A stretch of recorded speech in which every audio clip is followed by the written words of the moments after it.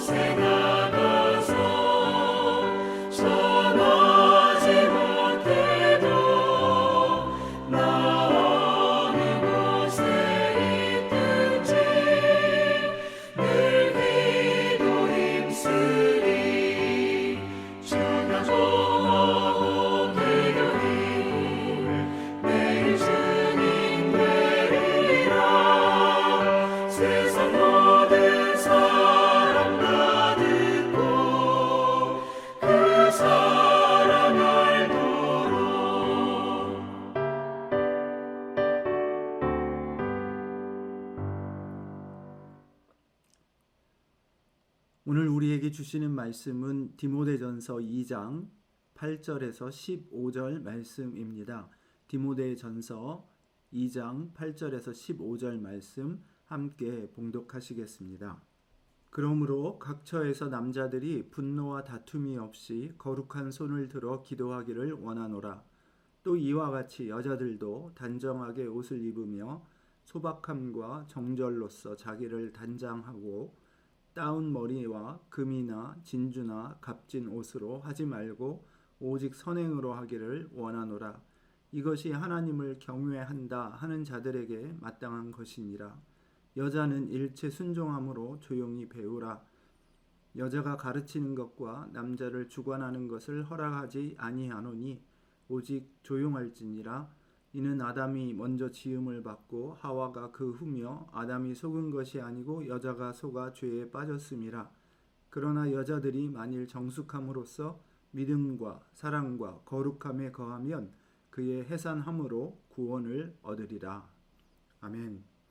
참 귀하고 복된 날을 오늘도 허락해 주신 하나님께 감사드립니다. 오늘도 주시는 말씀을 열심을 가지고 잘 배워서 이 시대를 분별하며 증인의 삶을 사는 저희가 되기를 소원합니다. 일부 사람들은 기도하라는 명령이 1절과 8절에 서로 대꾸를 이루고 있다고 해서 8절을 어제 나눴던 1절부터 7절 말씀에 붙여서 이해하기도 합니다. 그러나 그러므로 라는 접속사가 있는 것을 보면 앞에서 말한 바 기본적인 방향 혹은 목적에 의거해서 디모데에게 구체적인 사역 지침을 이제부터 전하는 것으로 보는 것이 더 맞을 것 같습니다. 어제 주일 예배 때 함께 나눈 것처럼 바울은 하나님께서 복음 전파와 그를 통한 모든 민족 온 세상 사람들의 구원의 역사를 바라시는 분이시고 예수님은 사람으로 이 땅에 오셔서 모든 민족과 인생들을 위한 대속물이 되시고 하나님과의 사이에서 유일한 중보가 되셔서 오늘도 당신이 보내신 성령을 통해 열방의 구원의 역사를 이끌어 가고 계시는 삼위일체 하나님이시라고 말씀했습니다. 그분의 명령에 순종해서 사도 바울도 그 일에 복음 전파자와 사도 보내심을 받은 자로서 세움을 입었다고 말하면서 동일하게 보냄을 받고 세움을 입은 영적인 아들이자 후배 사역자 디모데에게 이처럼 교회의 목적과 사명을 분명히 해주고 그 커다란 목회의 방향에 의거해서 세부적인 사역 지침을 설명하고 있습니다. 먼저 바울은 당시 타락한 세속 문화에서 보이는 남성과 여성들의 특징에 물들지 말고 복음 전파를 위해 기도하고 배우고 헌신하는 삶을 요청합니다.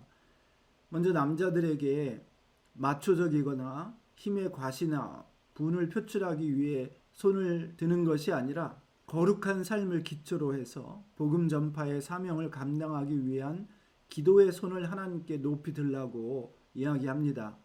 손이 거룩하다는 말은 예배 시에 정결의 의미로 손을 씻는 그런 종교적인 의식적인 행동을 두고 하는 말인데 단지 손을 깨끗이 씻는다는 뜻만이 아니지요. 그의 삶 자체가 거룩해야 한다는 그런 뜻입니다. 그런 거룩한 삶을 기초로 복음의 대의를 위해 기도하고 그렇게 복음을 전하는 성도들이 되도록 남자 성도들을 양육하라는 뜻입니다. 둘째로 여성들에 대한 말이죠. 오늘 본문을 읽으시면서 오늘날 기준으로 볼 때 너무 차별적이고 억압적인 말들이 아닌가 하는 생각이 듭니다. 그러나 당시 상황을 잘 알아보면 왜 이렇게 지침을 내리고 있는지 곧 알게 되고요. 나아가 훨씬 더 혁명적인 생각을 담고 있는 것을 깨닫게 됩니다. 먼저 당시에 있었던 소위 신여성이라는 움직임이 있었던 것을 알아야 하는데요. 어제 말씀드린 것처럼 팍스 로마나와 같이 로마 제국이 안정적인 평화 시대에 들어간 큰 배경에서부터 대부분 남성들이 사회 정치 활동을 하던 때에 결혼과 이혼 등을 통해서 많은 재력을 갖게 된 여성들이 여러 방면으로 실력 행사를 하면서 지나치게 선정적인 머리 장식이나 의상들을 입는 것은 물론이고 분방한 성생활을 위해 피임이나 낙태 등이 성행하는 일이 생겼던 것이죠. 더욱이 에베소는 풍요의 여신인 아데미를 섬기기도 했기 때문에 이런 일들을 더욱 부추겼으리라 쉽게 짐작할 수 있습니다. 간단하게라도 이런 상황을 염두에 두면 아이를 낳음으로 구원을 얻으리라 하는 말이 이해가 갑니다. 아무 배경 지식 없이 이 말을 듣는다면 아니 뭐 여자가 무슨 애 낳는 기계인가 이런 생각이 들 수도 있지만 앞서 말씀드린 당시 배경을 두고 보면 남자들에게도 요구했던 거룩한 삶을 여자들에게도 요청하고 있는 것입니다. 지금은 좀 다른 의미에서이지만 여전히 하나님이 주신 생명을 함부로 하지 않고 나아 기르는 것이 하나님의 뜻을 따르는 거룩한 삶입니다. 보통 저희들이 pro-right, 여성의 권리를 지켜준다 하는 의미죠. 그리고 pro-life, 태아의 생명을 지켜준다는 의미죠. 이 두 용어로 낙태 찬성자와 반대자를 나누는데 낙태 찬성자들은 애를 가진 여인이 애를 낳을지 안 낳을지 자신이 선택할 수 있고 그들의 선택을 존중하고 그리고 권리를 행사할 수 있게 해줘야 된다는 것이죠. 그러나 반대하는 우리는 하나님이 주신 생명은 고귀하기 때문에 사람이 마음대로 해서는 안 되고 최선을 다해서 돌봐야 된다는 것이죠. 정말 약자 중인 약자인 그 조그만 생명에도 하나님이 주신 존엄성과 또 우리가 지켜주어야 할 권리가 있다는 것이죠. 그래서 어떻게 보면 그런 의미에서 프로-라이프가 진정한 프로-라이트인 것을 저희가 알 수 있습니다. 선정적으로 성적인 매력을 발산하여 남자들을 유혹하려는 의상이나 패션에 대해서 말하면서 정말 우리가 입어야 할 것은 선행이라고 말합니다. 여러분, 남자들이라고 다르겠습니까?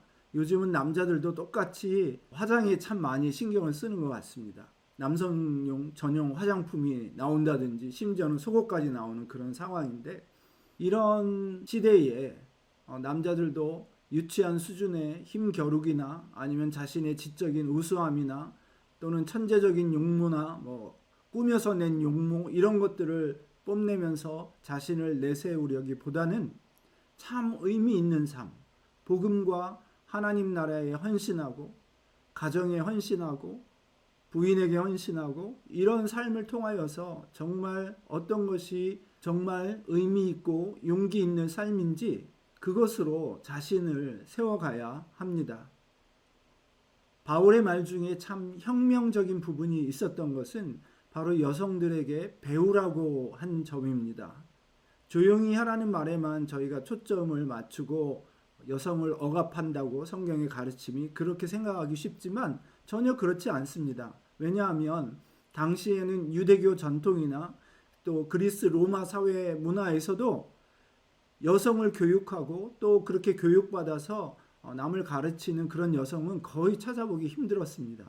앞서 말했던 신여성이라는 움직임에 대해서도 당시 남성 위주의 사회에서 여성도 남성과 같이 분방한 자유를 누리는 것을 못마땅하게 생각해서 아우구스투스 황제 시절에는 이런 행태에 대해서 금지령을 내리기도 했다는 기록이 있습니다. 다시 말해서 이 세속 문화는 타락한 본성을 따르는 욕망 추구를 그것도 남자에게만 허용하려고 여성의 타락을 금하는 방향으로 갔다는 뜻입니다.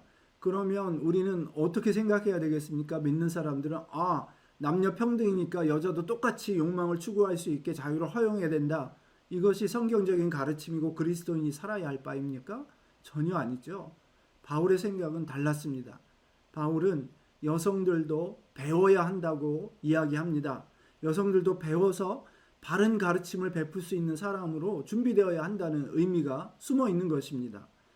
마치 당시에 높은 지위에 있는 사람들을 위해 기도하는 것이 제국의 정책이기도 했고 바울이 거기에 부합해서 말하는 것 같지만 실제로는 복음 전파와 영혼 구원, 열방 구원의 하나님 나라를 위한 큰 목적을 위해서 기도하라고 했던 것과 같은 맥락입니다. 본문에서 조용하라 이렇게 말한 것은 배우지 못해서 쉽게 거짓 선지자들의 게임에 빠져서 잘못된 생각을 퍼뜨리고 다니는 사람들이 되지 말라는 그런 뜻입니다. 그러나 올바른 진리의 말씀을 배우면 바울이 다른 서신서에서 많은 여성들을 천거하는 것처럼, 대표적인 예가 브리스길라와 같은 사람들이죠. 이처럼 훌륭한 여성 지도자들을 바울이 천거하고 있는 것처럼 여성들이 귀하게 사역에 쓰임받을 수 있다는 것입니다.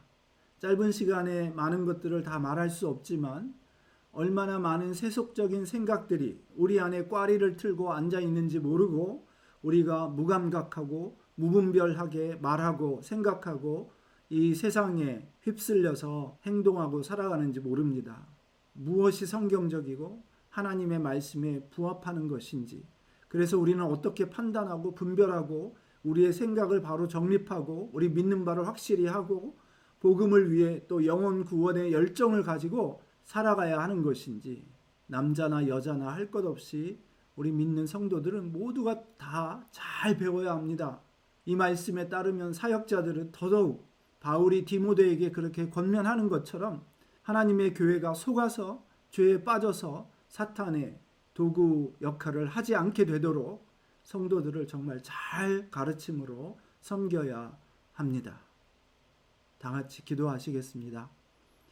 하나님, 얼마나 많은 세속적인 생각들이 교회에 범람하고 우리의 생각을 사로잡고 악한 영에게로 이끌어가고 있는지 모릅니다. 불쌍히 여겨주시고 저희 한 사람 한 사람이 말씀에 또 주의 성령의 비추심에 바로 깨어있고 분별하며 이 땅에 구별된 사람들로서 거룩한 삶을 통해서 하나님이 우리에게 본래 주셨던 참으로 풍성하고 멋지고 아름다운 삶이 무엇인지를 다시 발견하게 하시고 이 복음의 놀랍고 풍성한 은혜를 마음껏 믿지 않는 사람들과 나누며 하나님 나라를 세워가는 복음의 일꾼들로 세워지기를 간절히 소원합니다. 분별의 영을 허락해 주시고 열정을 가지고 말씀을 배우며 또 그렇게 잘 준비되어서 가르치고 또 함께 복음을 위해 수고하는 모든 지도자들이 될 수 있도록 주의 몸된 교회를 불쌍히 여겨주시고 오늘도 붙드시고 주의 뜻을 이루어가 주시옵소서. 저희를 그렇게 순종하는 사람들로 삼아 주시옵소서. 감사하며 예수님 이름으로 기도했습니다. 아멘. 사랑하는 참소망 가족 여러분, 믿음으로 오늘 하루도 이렇게 분별하며 거룩한 삶으로 복음의 역군들이 되시기를 주님의 이름으로 축원합니다. 아멘.